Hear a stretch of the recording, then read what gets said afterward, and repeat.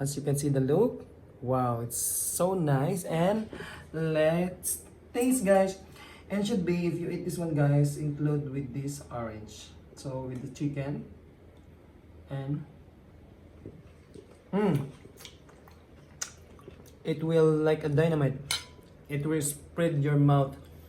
The orange and chicken. Wow, so delicious and yummy. Hey guys, me again, Jack Arze, and welcome back to my YouTube channel. And today's video, guys, we're about to cook a Saudi barbecue with orange. Alright guys, so now I prepared already the ingredient and everything, and actually I already marinated. So I'm going to show you what I did now, guys. Alright, come with me. So this is the look that I already marinated, guys, because I want the taste it's come inside with the chicken. So see, as usual, of course, we have a main ingredient, barbecue, and also I put some seasoning, and I also put a garlic powder, fresh garlic, and also a ginger. Okay. Alright guys, so I already marinated, guys, because I want that the taste it's come inside the chicken. And also I have the extra orange here for the garnish later, guys. So I'm going to show you how I cook it.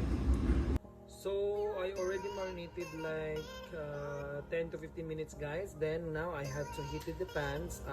First I put it the high volume.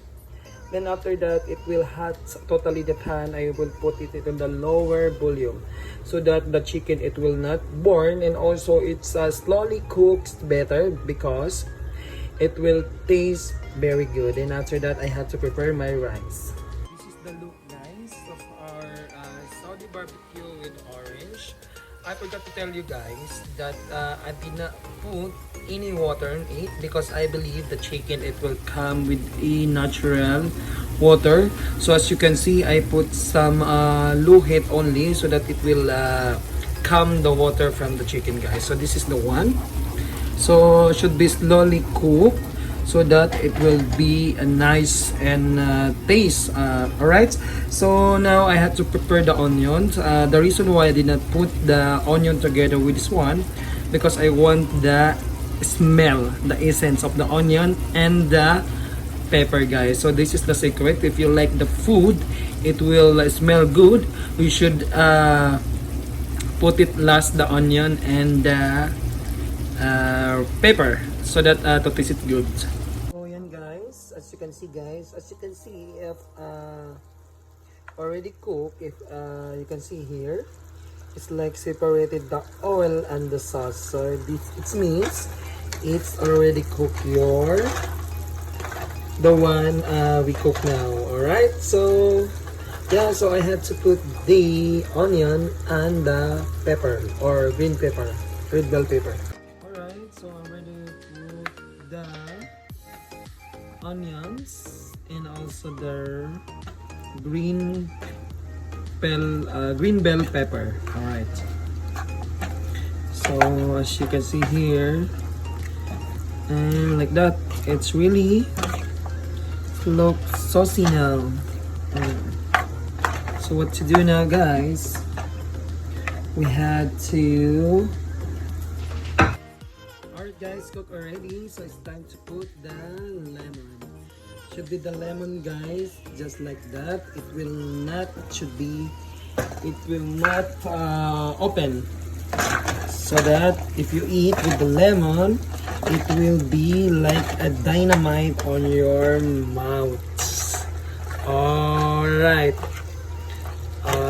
as you can see, it's not a lemon, by the way, it's orange. Just like that, we are done. Alright guys, this is my Saudi barbecue. Actually, this of course with the orange, as you can see here.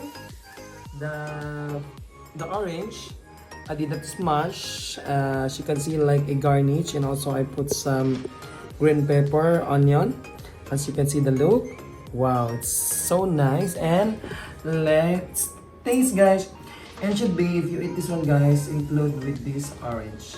So with the chicken and it will like a dynamite. it will spread your mouth. The orange and chicken, wow, so delicious and yummy. You should try it to your home, guys. Okay, now if you like this video, guys, don't forget to like and hit the notification bell to update for our cooking demo, cooking recipe